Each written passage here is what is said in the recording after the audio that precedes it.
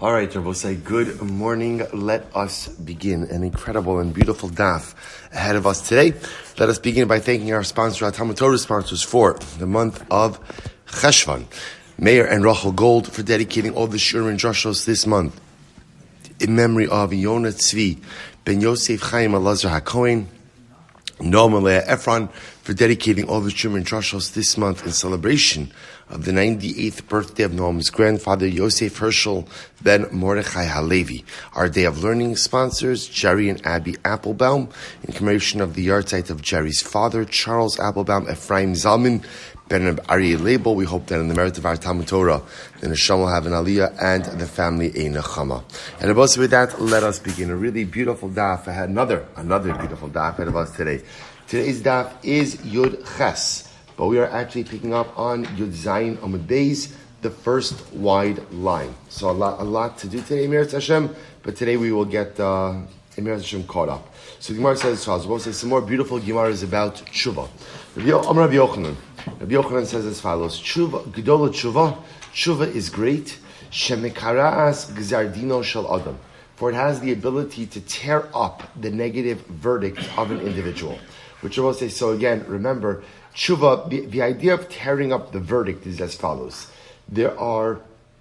One might have thought that the power of tshuva is limited to the protection from punishment.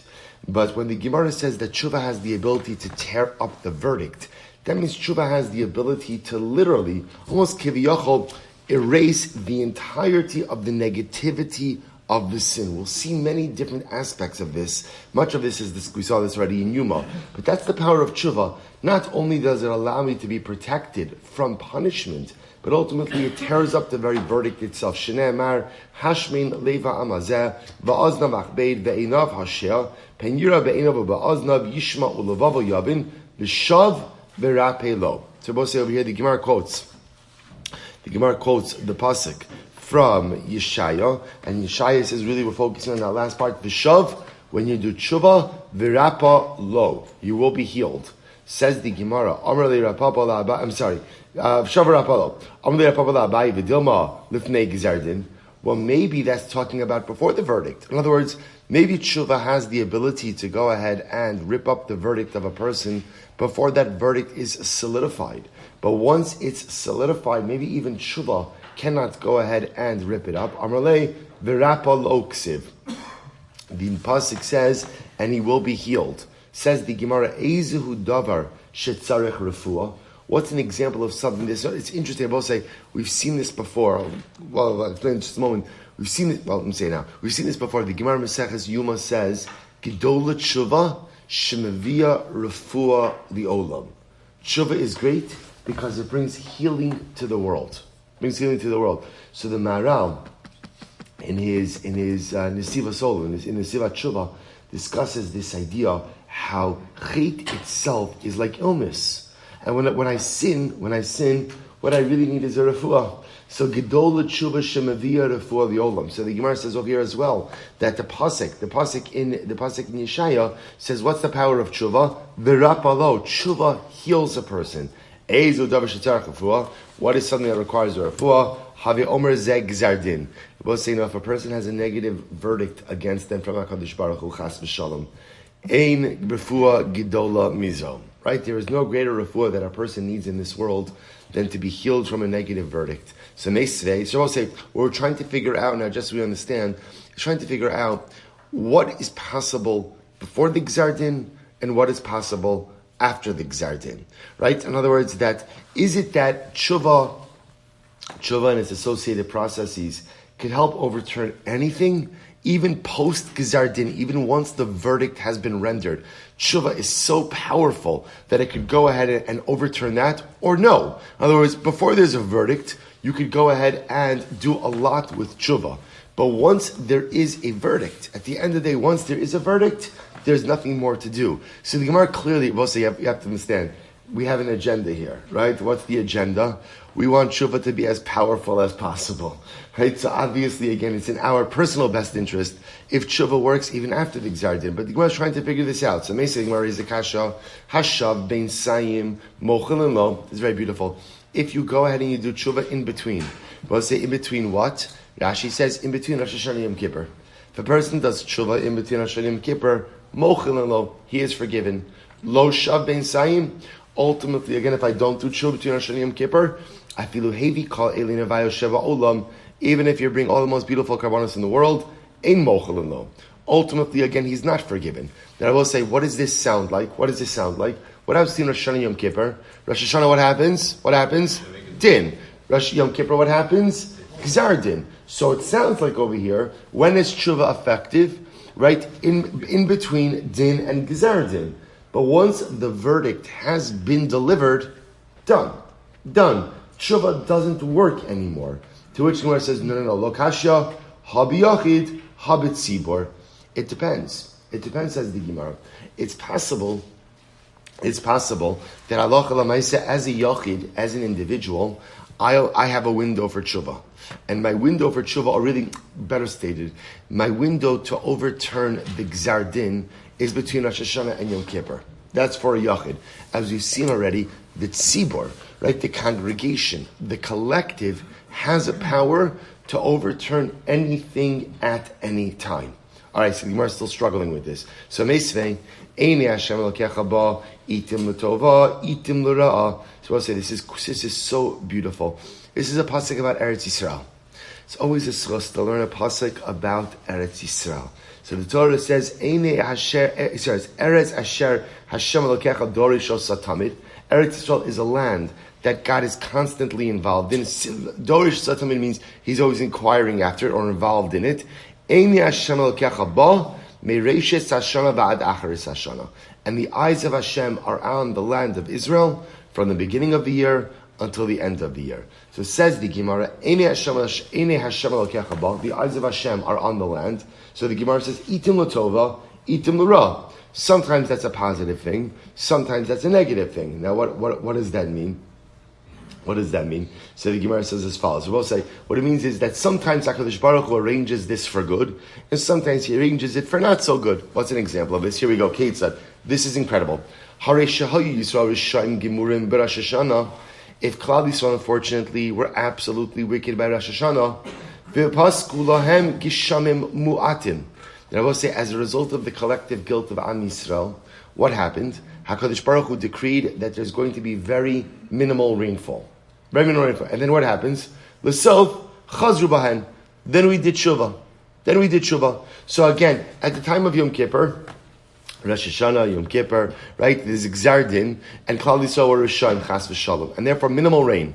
But we do tshuva. So listen to this. L'hosif aleim i'afshar shekvar nigra gzir. Let's read the words, then we'll strive to understand this. So the Gemara says, to add on more rain, HaKadosh Baruch Hu can't do.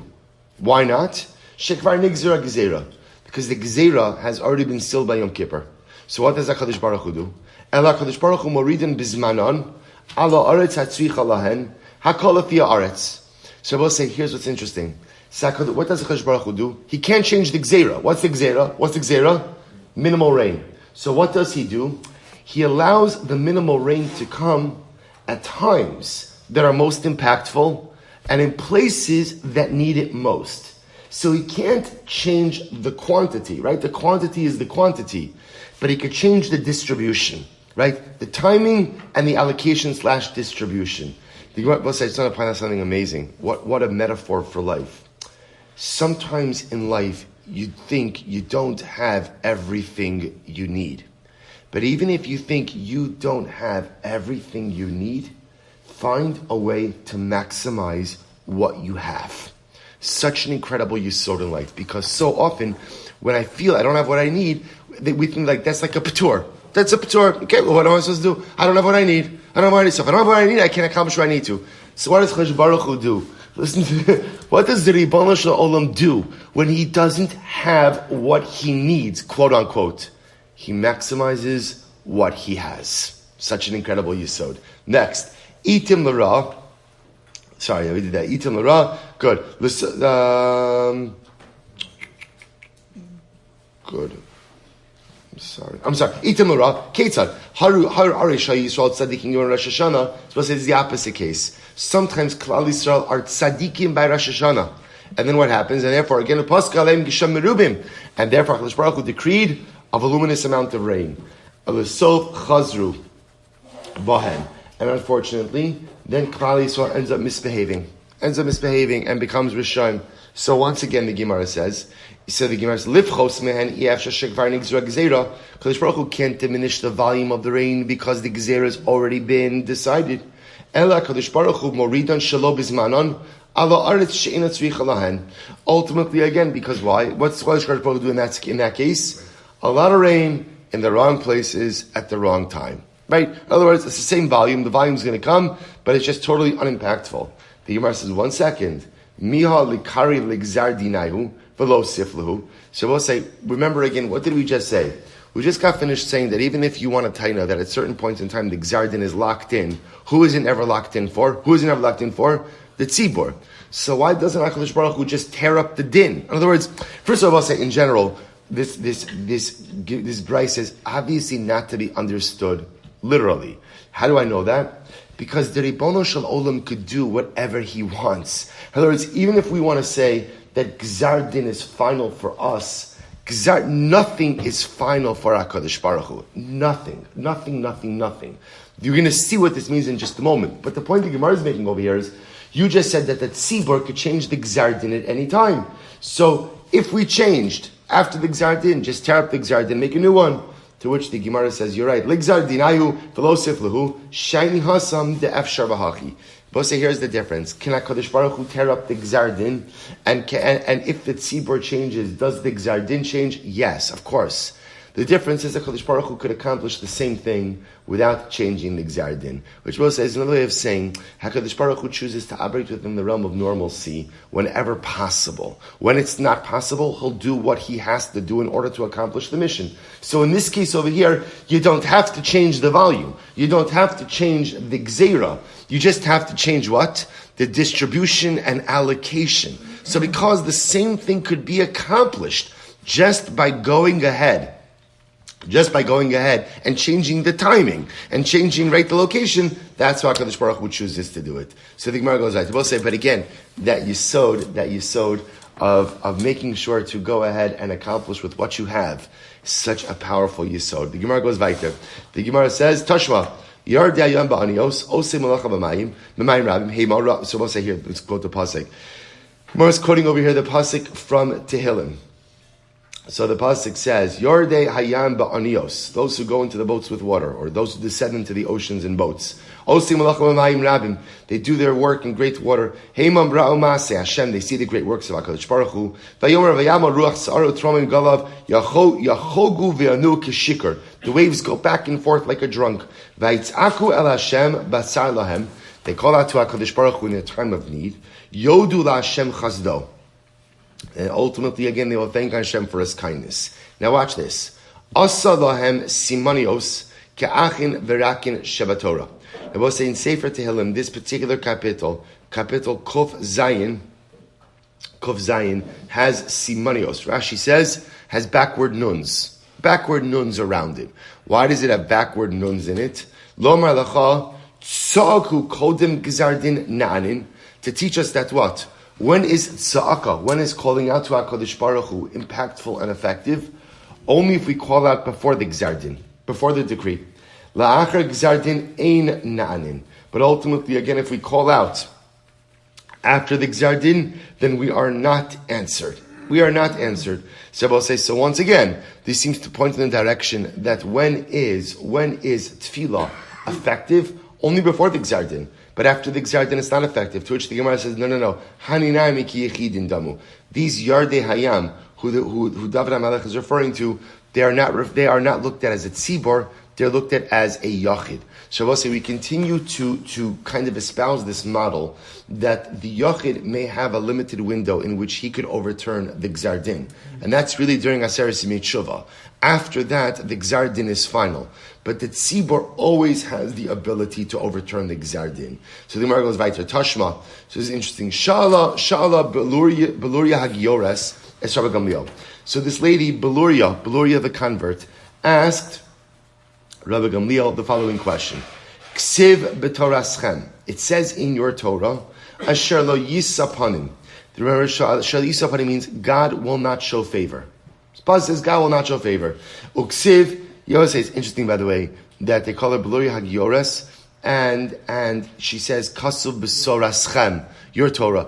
So sometimes it's possible that when Gemara calls someone a Giores, it could mean a convert, it could also mean someone in the process of conversion, or sometimes saying Torah Schem to a Torah scholar is a compliment. Your Torah. You're the Talmud Chacham, right? You're the one who has been Amel, who has been toiling in this. It's your Torah. Okay? So she says, it brings up, she's like, either way, that's a good kasha. Torah says, Asher lo yisapanim, which means God will not show favor. Uksiv, Yisa Hashem panav elecha. But yet then it says Hashem will show His favor to you. Right? Literally, again, will lift up your face, show favor. So which one is it? Does God show favor? Does God not show favor? And Rabbi said, Pashtos, the way she was understanding this was Yisapanim means forgiveness. So God always forgives, even after the Gzar Din.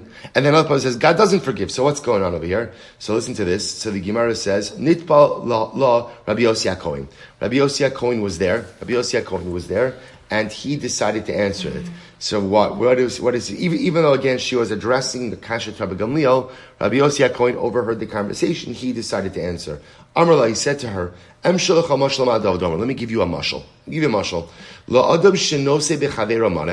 will say, imagine, Ruvain lends Shimon $1,000.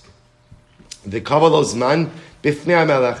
And they arrange, right? Ruvain says to Shimon, you have to go ahead and pay me back, in 1 month's time. And they make this agreement in front of the king. Kind of going ahead and bringing the king into this as a party to solidify the deal. And what happened? Now Shimon the borrower, swears by the king's life that in 1 month he'll repay the $1,000. A month goes by and Shimon doesn't pay back. So what happens? Now Shimon, the borrower is in default. What does he do? He runs to the king. And he says to the king, I'm so sorry. I swore on your life. I invoked your name. I swore on your life that I would repay the debt. I didn't repay the debt. I'm asking you for mechila. So the king says, Va'amrlo, alboni machalacha. Machalach.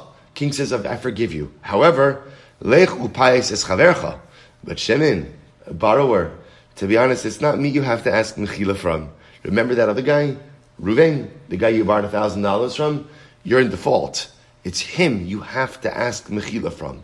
So listen to what Rabbi Yosef HaKohen says. Hachanami, kan ba'avero sheben adam l'makom, kan ba'avero sheben adam l'chavero. Wow.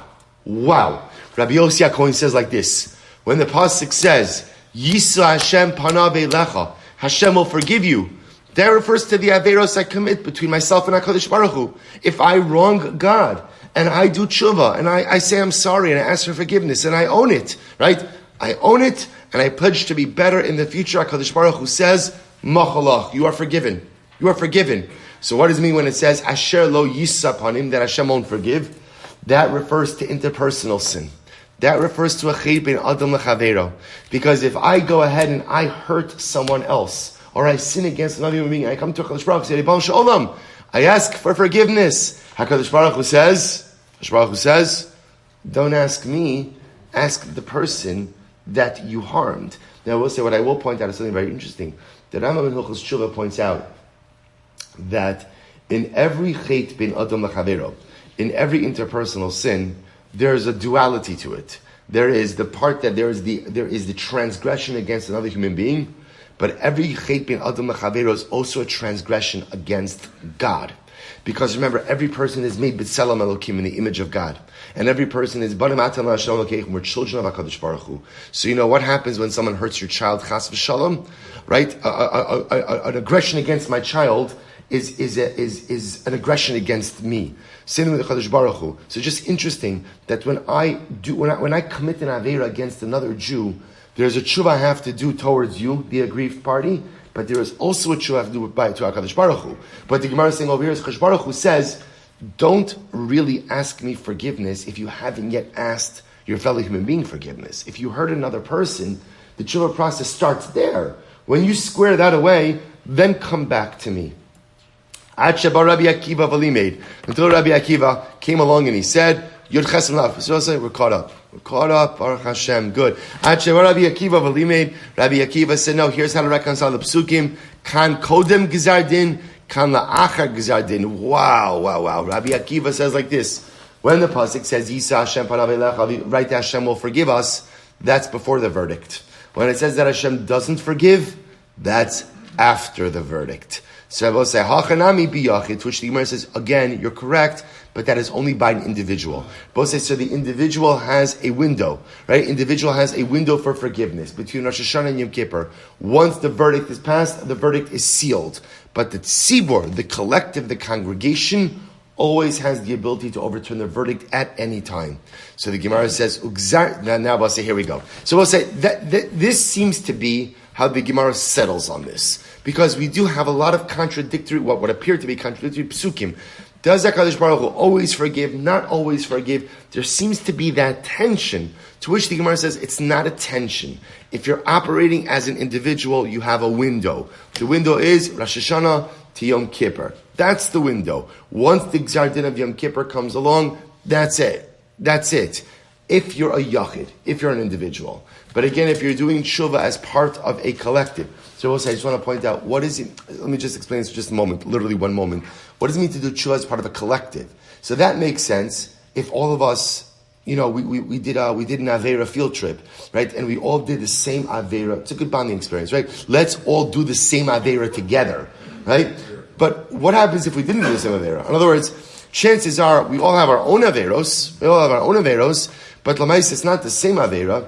So we'll say, the Rishonim bring down that the concept of tshuva b'tzibor doesn't have to be that we all did the same Aveira.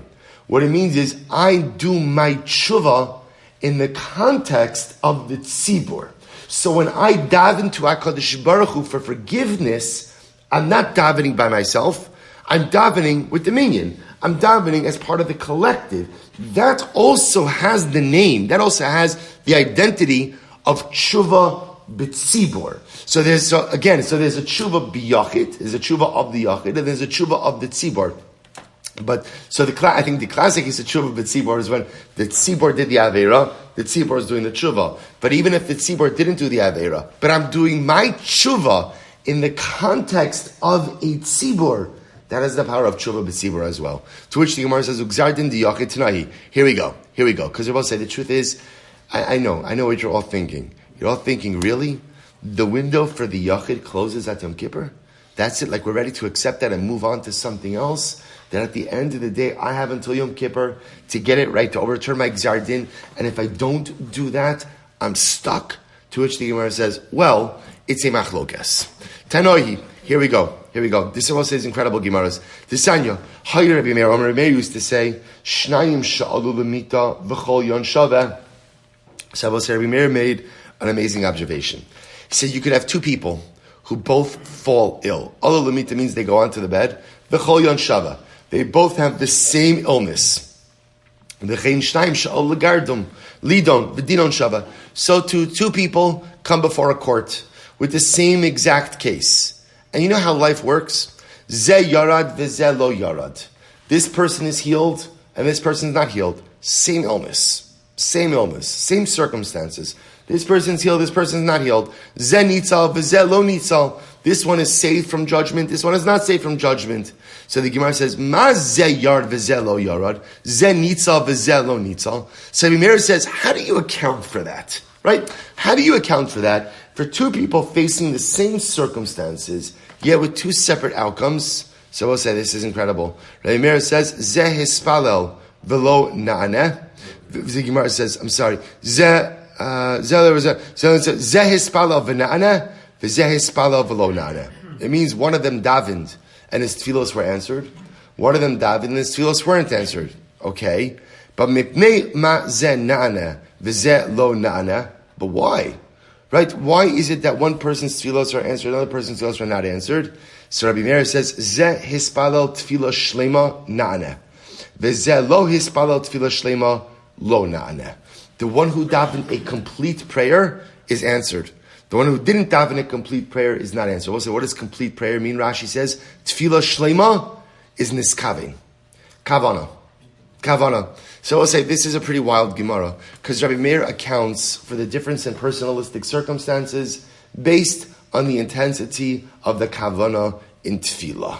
That you could have two people facing the same exact circumstances. One has a positive outcome, one doesn't have a positive outcome. Rabbi Meir says, how do you reconcile those two things? Ultimately, again, Tefillah Shlema. One davened the complete Tefillah, one didn't daven a complete Tefillah. Now I will say, when you see a Gemara like this, it's a little bit troubling. Because whenever you see people's circumstances, like personal circumstances, reduced to a formula, it never works. Because try plugging this, don't try plugging this in life, but try for a moment plugging this into life. All of us know many wonderful people who suffer, right? And we know many righteous people who have really difficult lives. And then we know people who, I'll use this word, are mediocre. And I'm really using that because, I never want to call someone else, a worse thing. Right? They're mediocre, and they seem to have it made in the shade, right? Everything is great. So we'll say perhaps what Rabbi Meir is saying is like this. Or Rabbi Meir, I don't think Rabbi Meir means for his words to be understood literally.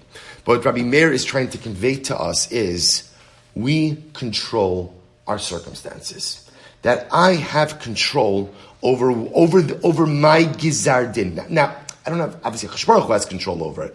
But what it means is that my actions, what I do, could impact and influence my gizar din. Remember again, up until Rabbi Meir, the Gemara was operating under a premise. What was the premise? My gizar din, my verdict is locked in when? Yom Kippur. Can I change it? No. Only a tzibur can change it. Comes on Rabbi Meir and says, hold up. That's not true. You can absolutely change your gizar din. Now it's interesting. According to Rabbi Meir, how do you change your gizar din? How do you do it? Tefillah b'kavana.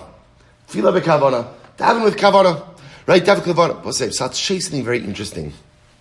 I don't know if it's true, but it feels very true to me. Tefillah shlema could mean something else also. The word for tefillah, the verb for tefillah, is lehitpalel, or lehispalel. I want everybody to understand what I'm saying. Right? So lehitpalel. Rav Shamshon of Hirsch says that the root of lehitpalel is a reflexive verb. Right? So the root of that is palal. Palal means judgment. Lehitpalel means to engage in the process of self-judgment. Right? That you want to know what tefillah really is? Tefillah is not just about saying words. Tefillah, people talk about, we place such an emphasis on kavana and tefillah. And we often think that the totality of kavana is focusing on the words and understanding the definition of the words. That's absolutely important. Do you know, I want to tell you something that probably you've never heard before. You are supposed to let your mind wander during davening. But not wander to work, or not wander to other things, but to wander about your life. You know what the greatest gift of tefillah is? It's an opportunity to think about, what am I going to accomplish today? Who do I want to be when I grow up? What kind of changes do I want to make in my life? The power of tefillah is lehitpalel, to engage in the process of introspective, personalistic judgment. That's what tefillah really is. It's the time I carve out during the day, whether I daven quickly or slowly, it doesn't make a difference. But it's the time I carve out during the day to think about my life, to think about myself, to judge myself. How am I doing? How are things going? So Rabbi Meir says something amazing. Do you know what the difference, do you know what makes all the difference in your personalistic circumstances? All the difference? Tefillah shlema. So perhaps, Rashi says tefillah shlema means tefillah b'kavana. Perhaps we could suggest tefillah shlema means something different. Tefillah shlema means complete and total judgment. That when you take time out of your day to really introspect, to really look at yourself, to really be honest with your shortcomings, to really validate your positives, that is how you change your gizar din. Because at the end of the day, if I truly introspect and I truly engage in that process of self-judgment, I could change the trajectory of my life. And Rabbi Meir says, we have power to alter our gizar din each and every day. Incredible. Rabbi Elazar says, kan kodim gzar din, kan la'achar gzar din. Rabbi Elazar discusses Rabbi Meir. He holds no. Sometimes the reason you could understand the difference in people's circumstances is because some people get to do tshuva before their gzar din. Some people only get around to doing tshuva after their gzar din, where they can't change anything anyway. Rabbi Yitzchok says, Yafet sa'aka la'adam ben kodem gzar din bein la'achar gzar din. Rabbi Yitzchok has always been my favorite. Right? He says, right, a person sa'aka tefillah always works, tshuva always works before gzar din, after Gzar Din. And I will say, I just want to point out, that is how the Rambam paskins. The Rambam paskins in Hilchos Tshuva, that Tshuva always works. There is no window. Now again, that being said, there is a window, right? That window of between Rosh Hashanah and Yom Kippur is a time that is auspicious for change, a time that is auspicious for Tshuva, right? As the Rambam writes, Yeshua Hashem behimatzo. The Rebbe Shlomo makes himself available to us in an unprecedented way during Aseret Yemei Tshuva. But if for some reason I don't take advantage of that closest during Aseret Yemei Tshuva, Tshuva is always possible. There is no such thing as Tshuva being possible. The Rambam says even if a person is on their deathbed, until you draw your last breath, Tshuva is always possible. So we'll say the Gemara goes back. Do we really say that the Gzar Din of a tzibor is torn up? In other words, could a tzibor really change their Gzar Din? Omer kabsi mira libech. Meira libech. Sorry. One pasuk says in Yirmiyahu, literally launder the negativity from your heart. Halavai. Uksiv. Pasuk says. Again in Yirmiyah, a couple of prakim earlier. Ki im techabsi b'neser v'tarbi lach boris nichtam avonech lefanai ne'om Hashem. I will say, so here the Navi says, even if you go ahead and you try to launder your sin with soap, the stain remains before HaKadosh Baruch Hu. So which one is it? Could the stain of sin be removed, or is the stain of sin there forever? So my love kan kodem gzar din kan la'achar gzar din. So okay, the simple resolution is, the pasuk that says you can launder it is before Gzar Din. The pasuk that says you can't launder it, the stain is there forever, is after Gzar Din. So the Gemara says, no, in fact, both of these statements are after the verdict. V'lo kashya, kan b'Gzar Din sheyeshi mo shvua, kan b'Gzar Din she'eni mo shvua. To which the Gemara will say, this is fascinating. Sometimes when HaKadosh Baruch Hu passes his verdict, he passes it along with a shvuah, with an oath. And apparently, again, that type of gzar din is irrevocable. But sometimes he passes the gzar din without a shvuah, that's revocable. Kid Rav Shmuel bar Ami, Dam Rav Shmuel bar Ami, Amri lo Amr Rav Shmuel bar Nachmani, Amr Rav Yonah son, Minayim li gzar din, sheyeshimo shvuah, she'eno nikra. How do we know that when the gzar din is accompanied by a shvuah, that it can't be changed? It can't be changed. Shene'emar v'lachin nishpati lebeis Eli im yiskaper avon beis Eli b'zevcho mincha. So we'll say, this is a tragic story. Eli was the Kohen Gadol, right? The Kohen Gadol, remember again, at the beginning of Shmuel Aleph. Beginning of Shmuel, right? He's the Navi, he's the Kohen Gadol who really becomes Shmuel HaNavi's mentor, right? Shmuel was raised in the Mishkan. He's brought to the Mishkan at the age of 3, and he's raised in the Mishkan. Really, Eli becomes his surrogate father. Eli has 2 sons, Chafni and Pinchas. Chafni and Pinchas, unfortunately, were not doing the right thing. They're not doing it, that's putting it mildly. They were engaged in a number of just egregious behaviors. As a result, HaKadosh Baruch Hu curses the family of Eli. And he says to the family of Eli, "V'chim dishpati, I swear, the beis Eli, the sin of the reason HaKadosh Baruch Hu curses the house of Eli is because he felt that Eli, as a father, should have intervened and stopped the egregious behaviors of his children." You see, I will say there's a very interesting balance. On one hand, parents aren't responsible for who their children become. On the other hand, parents are responsible for who their children become. Right? There is this balance. So Eli is held responsible for the behaviors of Chafni and Pinchas. So therefore, what was the shvuah? The punishment was that the members of the house of Eli would die young, would forever die young. Amar Rava says, so again, therefore, what do you see over here? You see over here that a gzar din with a shvuah, with an oath, is irrevocable. A gzar din by itself is revocable. So Amar Rava, says, it's true for the house of Eli, they cannot atone for themselves with a carbon. But Torah can save the male members of the house of Eli. That if they learn Torah, that could help them avoid the decree. Abaye says, it's true that the house of Eli cannot be atoned for with the karban, but ultimately, again, both with Torah and chesed, they could avoid the negative decree. Now, I will say, watch this. Rabbah, actually, it's changed to, not Rabbah, Rava. Sorry. Rava v'Abaye, and I both say, why do Rava and Abaye both comment on this? Get ready for this. Rava and Abaye were both descendants of the house of Eli. They were descendants of Eli, which means they had this gzeira of dying young. And dying young, by the way, the Gemara discusses, was 18 years old. The male members of the house of Eli did not live past 18 years old. Abaye and Rava were members of the family of Eli. Get ready for this. So Rava, it's really Rava. Rava, da'asik batorah, chaya arbon shnin. Rava, who was steeped in Torah, lived for 40 years, which was normal than the longer lifespan of the house of Eli. Abaye, da'asik batorah b'milas chasodim, chaya shisin shnin. Abaye, who engaged in Torah and chesed, he lived for 60 years. So I just want to point out something absolutely amazing. So first of all, the reason how this fits into our sugya is Gemara suggesting that maybe the difference between a gzar din with a shvuah, a gzar din without a shvuah. But I just want to also highlight to you over here is the power of living a life of Torah and chesed.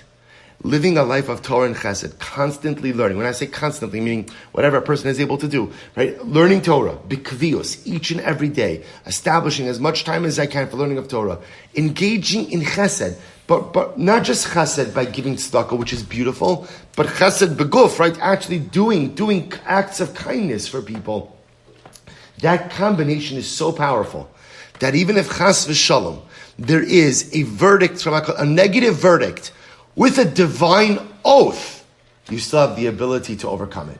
Isn't that absolutely incredible? That is the power of Torah and Chesed combined as part of my daily life. Even if Chas v'Shalom there is a Gzar Din with a Shvuah, I have the ability to overcome it. Incredible. Tan Rabbanon, Mishpacha Achas Haisa B'Yerushalayim, Shayu Meisah Meisim B'nei Yud Cheshana. So also here we go. There was a family in Yerushalayim, and the male members of the family never lived past the age of 18. Bovo dias Rabbi Yochanan ben Zakkai. First one line. They came to Rabbi Yochanan ben Zakkai. Amar lahem Shema min mishpachas Eli atem. Dichsiv bei v'chol marbis beischa yamusu anoshim. So again, Rabbi Yochanan ben Zakkai says, maybe you're a descendant from the house of Eli. They didn't know their yichus. Maybe it's from the house of Eli, and as a result, that's why unfortunately this gzar din with the shvuah is upon you. L'chu v'isku b'Torah. So Rabbi Yochanan ben Zakkai gave them an eitzah. Steep yourself in Torah. Learn Torah. V'hayu holchu v'chayu holchu v'asku b'Torah v'chayu. Sure enough, Baruch Hashem, the family started learning Torah, and the male members of the family began to live. Right? They didn't die at 18. It's a pretty incredible story. Vayikorin also mishpachas Rabbi Yochanan al Shmo. And also interesting enough, they used to call this family the Rabbi Yochanan family. Why the Rabbi Yochanan family has a tribute to Rabbi Yochanan that Imamish saved the mishpacha. Absolutely incredible. On Rosh Labar Inish Mishrei Dirav Minay L'Gzar Din Shal Tzibur Sheino Nechtam. How do you know that the Gzar Din of the Tzibur is never sealed? Eino Nechtam Baksiv Nechtam Avonech Lefanai. But it's not true. The pasuk says by Yirmiyah, we just saw this pasuk before, that the sins are sealed. Ela Afagav Shenechtam Nikra. Rather, how do I know that the Gzar Din of the Tzibur, even if it's sealed, could be torn up, could be changed? Shene'emar Ki Hashem Elokeinu b'chol kareinu elav. The pasuk says, like Hashem, our God, who we could cry out to at any time. V'aksiv dershu Hashem b'himatzo. But yet the pasuk says, call out to Hashem when He makes Himself available, which sounds like God is only available when? At certain times, not all the time. Hasam biyachid hacha b'tzibor. Same idea. The Gemara is reverting back to that previously established concept, which is no, the yachid is limited to a time in which they could access God to overturn the Gzar Din.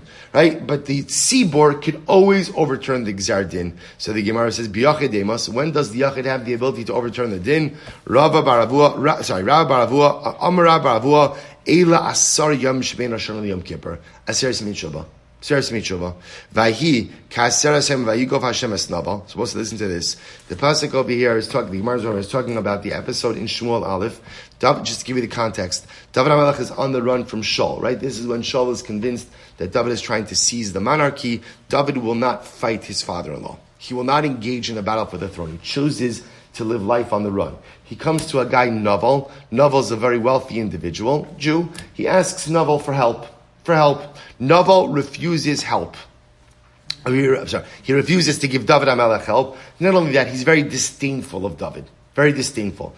As a result of his disrespect of David, Chadosh Baruch Hu punishes him by taking his life. So the pasuk says, "Vayikas Hashem vayigov Hashem es Novel." 10 days later, Chadosh Baruch Hu struck down Novel. So the Gemara says, why 10 days later? In other words, why was Novel's punishment delayed for 10 days? Amar Rabbi Yehuda Marav, Keneged Asar legimo shnasa Novel la'avdei David.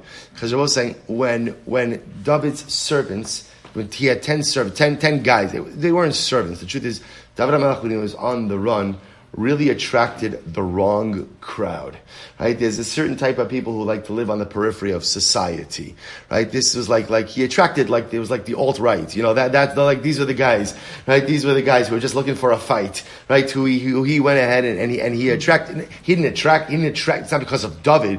It's because he needed people. He needed guys, and only certain people who want to live on the periphery of society. So there were 10 people who approached Novel. Novel gave them 10 spoonfuls of whatever, of something. 10 spoonfuls of honey or something sweet. So in the schus of the 10 spoonfuls that he gave them, ultimately he was spared for 10 days. So the Gemara says, none of the 10 days were Aseres Tshuva. HaKadosh Baruch Hu gave Novel 10 days to be able to do tshuva. Right? He said, Novel, you did something really bad. You've got 10 days to do tshuva. Novel did not take advantage of those 10 days, and unfortunately, again, his gzar din was sealed. So we'll say the Gemara goes right there, but Rosh Hashanah called ba'ay olam over the fun of Kibnei Maran. But we'll say back to the Mishnah. Right? In the Mishnah it said in Rosh Hashanah, the entire world comes before HaKadosh Baruch Hu, Kibnei Maran.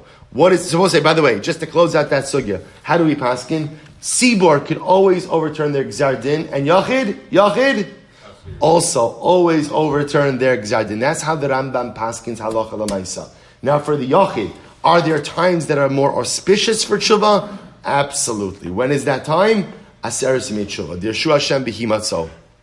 No question. But just always to understand, the Rambam has that the power of tshuva is always accessible to all of us at all times. Sometimes it's easier, sometimes it works a bit better, sometimes the connection is a little bit stronger, but tshuva is always possible. I'm going back to Rabbi Meir. How is tshuva always possible? When we say tshuva is possible, that means we control our gzar din. We have input. We control our circumstances. What's the key to controlling your circumstances? We're going to borrow Rabbi Meir's term, tefillah shlema. But not simply tefillah shlema as being tefillah with kavana, but tefillah shlema, complete introspective judgment. When you're willing to be honest with yourself, when you're willing to really do tshuva, when you're willing to really evaluate, look at my life. I mean, don't look at my life, look at your life, right? Go ahead, right? And really, I'm willing to really look at my life, judge myself, figure out what's wrong, fix it, own it, move myself forward. Tefillah shlema, palal shlema, complete introspective judgment has the ability to alter the course of my life each and every day.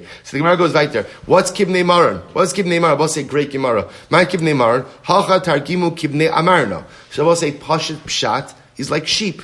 And Rashi points out over here, Kibnei Amarna means that what? The imagery is you're counting sheep from Meiser Behema.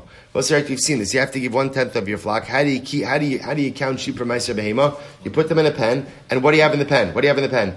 One small opening. Why one small opening? So that the sheep can only go through one at a time. 1, 2, 3, 4, 5, 6, 7, 8, 9, 10 gets the little white red paint. So we'll say the imagery is we go through the entranceway, not the red paint. The imagery is we go through the entranceway one at a time. We come before HaKadosh Baruch Hu on Rosh Hashanah one at a time. There is no safety in numbers on Rosh Hashanah. At the end of the day, each of us has to face our God on our own for that moment of judgment. That's the first of it. Shlagish Amar, Kema'alos Beis Moron. Kema'alos Beis Moron means narrow steps. Rashi says over here, the Maharsha, by the way, says that Kema'alos Beis Moron is like the steps of Har Meron. Har Meron, referring to the mountain of Meron in Eretz Yisrael.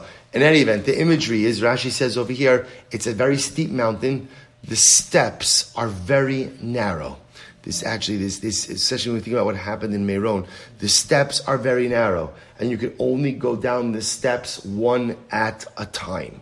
One at a time. So Rashi says, "Kimalas beis Meir haderach katzar vein shtayim yicholun leilech zeh b'tzad zeh sha'emek amuk mishnei tzidi haderach." So we'll say, so the image, now interestingly enough, it seems to be the same imagery, which is what?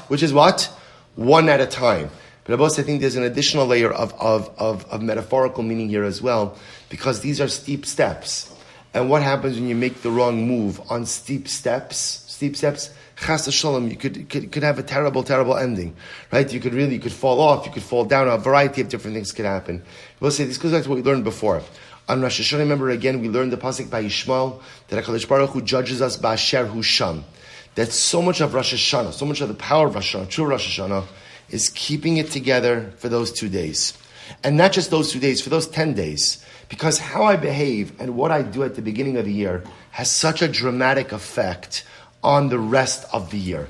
That I come before HaKadosh Baruch Hu like on these steep steps, which means the key to a successful Yomim Noraim is watch every step. Now, you could tell that we should live that way the whole year. It's true. You should watch every single step, every single day.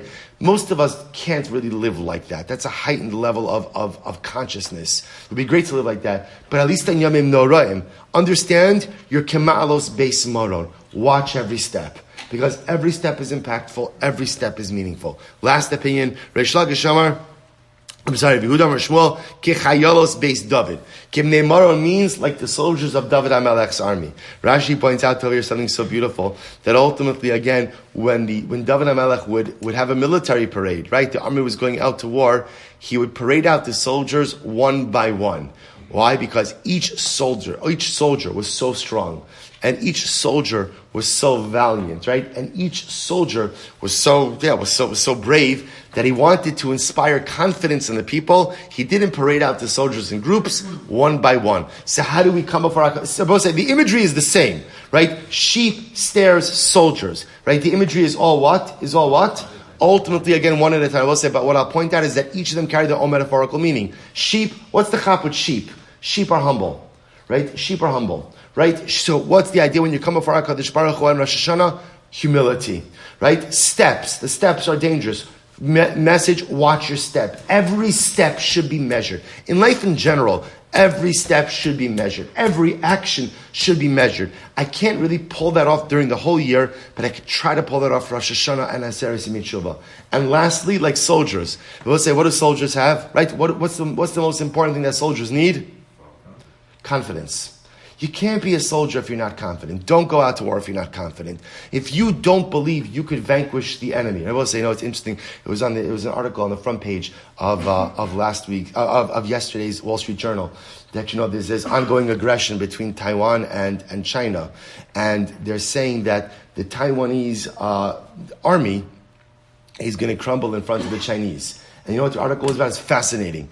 Not because they don't have the technology. The U.S. gave them technology. Because the Taiwanese soldiers have no confidence. They have no confidence. When I interviewed one of the guys, like my basic training was, I was raking leaves off an airfield or something like that. You know what? No confidence. I thought, wow. First of all, it's Hashkach HaKadosh Baruch Hu allowed me to see this last night before the Shir. Right? That literally, they don't have confidence. If you're a soldier and you don't have confidence, you're not a soldier. So as much as you have to come before HaKadosh Baruch Hu, you have to be humble like a sheep. And as much as you have to come before HaKadosh Baruch Hu, you have to watch your step. When you come before HaKadosh Baruch Hu, one by one on Rosh Hashanah, come like a soldier. Chayolos beis David. With confidence. With confidence. What's the confidence? My God loves me. My God loves me more than I could ever know. Kadosh Baruch Hu loves me and values me and appreciates me and sees the good in me and believes that I can accomplish something great. When you come for judgment, you come like a valiant soldier. I'm ready to engage in the battle of life, and I'm confident that I can be successful. Humility, watch every step, confidence. Incredible, incredible. So the Gemara says, Amar Rabbi Arachana, Amar Rabbi Yochanan, v'kulin iskar b'skira achos. And HaKadosh Baruch Hu, this is incredible.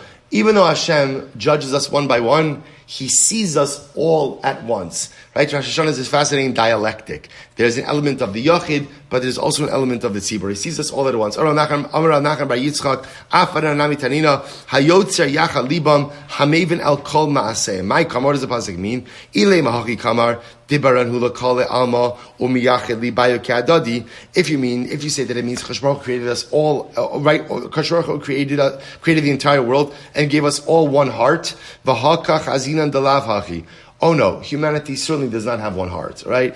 Am Yisrael doesn't have one heart. Elo lav hachi kamar, hayotzer roa yacha libam umevin al kol ma'aseim. What it means is like this, Rabbi say, that even though HaKadosh Baruch Hu judges us one by one on Rosh Hashanah, He sees us as a collective as well. The Meir and the Ben Yoyada point out, what does this mean? So what it means is as follows. I come before HaKadosh Baruch Hu as a yachid, as an individual. I'm judged individually. But what does it mean He also sees us as a collective? Because there's something amazing. Maybe HaKadosh Baruch Hu realizes that as an individual, I don't possess the requisite merit for the bracha I need. In that moment, where does He see me? Not as an individual, but what?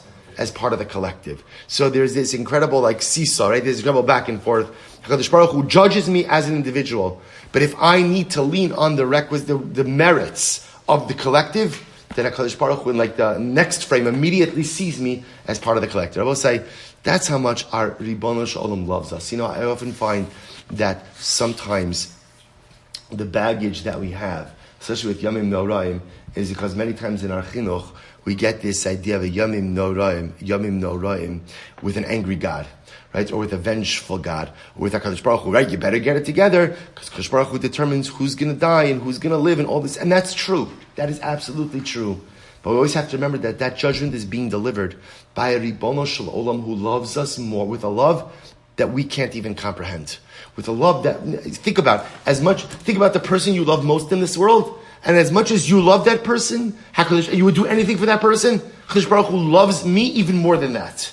That's how much HaKadosh Baruch Hu loves us. An unfathomable amount of love. So it's true there's judgment, but it's by a love, God who loves us very much. I will say, that brings to a close this sugya. Incredible. So we have to say, what a schos was. We'll say, I would urge you, chazra these gemaras. Right? I can't ask you to chazra every gemara. These gemaras we could chazra, because these are the gemaras of life. The gemara goes weiter. We'll say, we're not finished. Still a lot of great gemara ahead of us. A lot of great gemara. Al shish chadash shluchin yotzin. Right? For six months of the year, Beis Din sends out shluchin, agents, to announce the arrival of the new month. But also remember again, we're operating in a construct over here where what? Beis Din declares the new month based on the testimony of witnesses. So what occurs? So right, Beis Din goes and declares the new month, but now remember, you have outlying communities who don't know about the arrival of the month. So there are 6 months of the year, the Gemara says, that Beis Din sends out shluchim so that far-flung communities should know that Rosh Chodesh has been declared. Which months? So the Gemara says, Al Nisim Nea Pesach. They send them out for Nisan, so that people should know the right day of Pesach. Al Av Mipnei Tainis. Av, right? Tisha B'Av. People should know Tisha B'Av. So remember again, we don't put out Shavuos. Why don't you put out Shavuos? Right? You don't need Shavuos, right? Why? Shavuos is always the 50th day after Pesach, so I don't need Shavuos, right? So on Av, because of Tisha B'Av, Al Elu Mimei Rosh Hashana, Elu because of Rosh Hashana, Al Tishrei Mimei Takanas HaMoados. They're both saying, now here's what's interesting. Even though you're going to say, well, if you're going out to Rosh Chodesh Elul, then people by definition will know. Ultimately, again, if you know when Rosh Hashanah is, then what? You know when everything else is. They would still go ahead and send out on Tishrei because of Takanas HaMoados. Ultimately, again, because there are so many Yamim Tovim during Tishrei, we want to make sure that everything is Kedasu Kedin. So also we'll say, we're going to see that Elul was always 29 days, except when it wasn't, right? In other words, that there is that slight possibility that Elul became a 30-day month. That was very improbable, but it could happen. So therefore, they would send out messengers again for Tishrei to make sure everyone knew when Yom Kippur and Sukkot were going to be. V'al Kislev mipnei Chanukah, on Kislev for Chanukah. V'al Adar mipnei Purim, Adar because of Purim. Ukishahaya Beis Hamikdash Kayum, and when the Beis Hamikdash was standing, Halavai Mir Hashem Mehira B'Yameinu again. Yotzin Av Al Iyar mipnei Pesach Katan. They would send out shluchim for ERY Pesach Sheni. Here we go. The Gemara asked something very interesting. once you tell me that you're sending shluchim for Av because of Tisha B'Av, which is a fast day, why not send shluchim out for Tammuz, Shivas of 17th of Tammuz, and Teves for Asara B'Teves?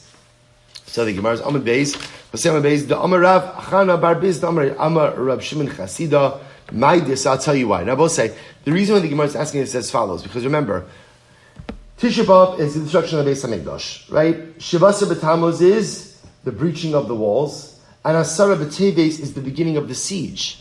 So those are all Beis Hamikdash related fast days. So if you're sending out shluchim so that everyone knows when Tisha B'Av is, why wouldn't you send out shluchim during Tammuz for Shivasa B'Tammuz and Teves for Asara B'Teves? I'll tell you why.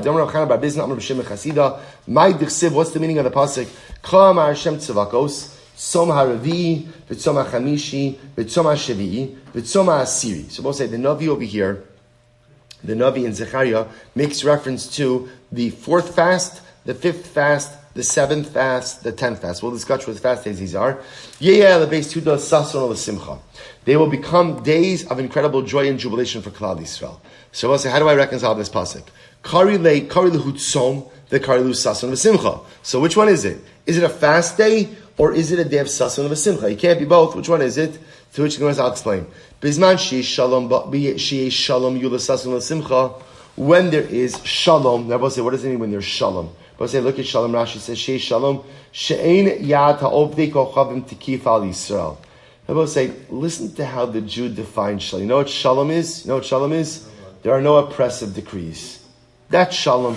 That's shalom. Life is good. We'll say we don't realize, even though we are in the diaspora, we don't understand the times we live in. We don't appreciate the miracle of the times we live in. Yes, we are in Gullus, and we can never forget that we are not where we are supposed to be, and we are visitors in this land. We must never forget that, because the moment the Jew forgets that, terrible things happen. But yet we don't understand the golden age of diaspora Jewry that we have. So the Gemara says, when there's shalom, what's shalom? No despotic government leveling decrees at us. When there's shalom, yilasasna simcha.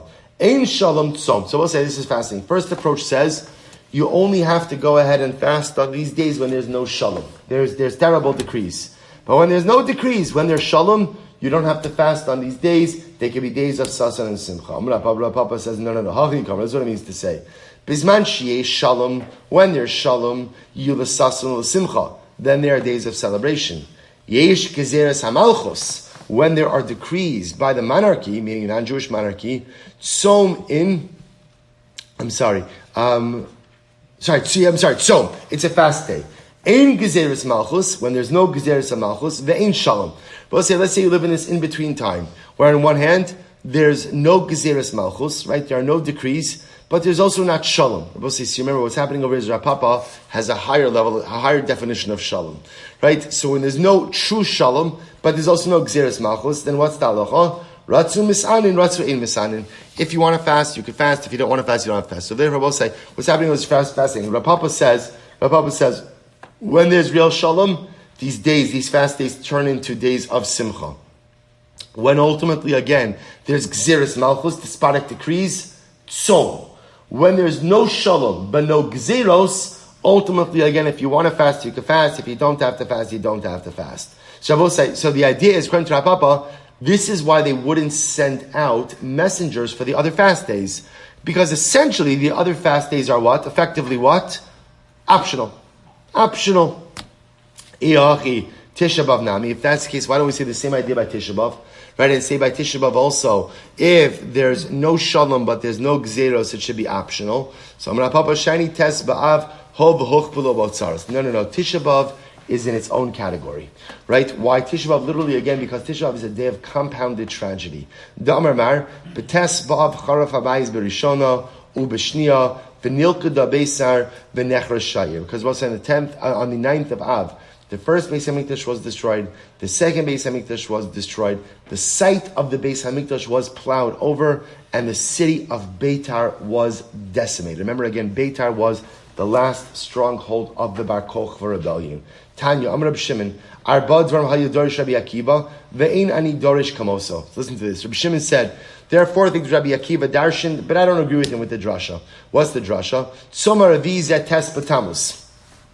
Right? Ultimately, again, the fourth fast. So we're going to see, what do you mean, why is the 9th of Tammuz? Is the 9th of Tammuz. What happened on the 9th of Tammuz? Shebo Hufka Ir. The 9th of Tammuz is when the walls of Yerushalayim were breached. Well, so you're thinking, 9th of Tammuz, isn't that what?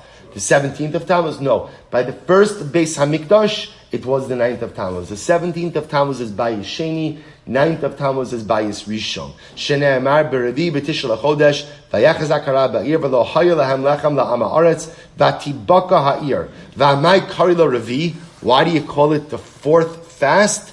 So the Gemara says revi'i lechadashim.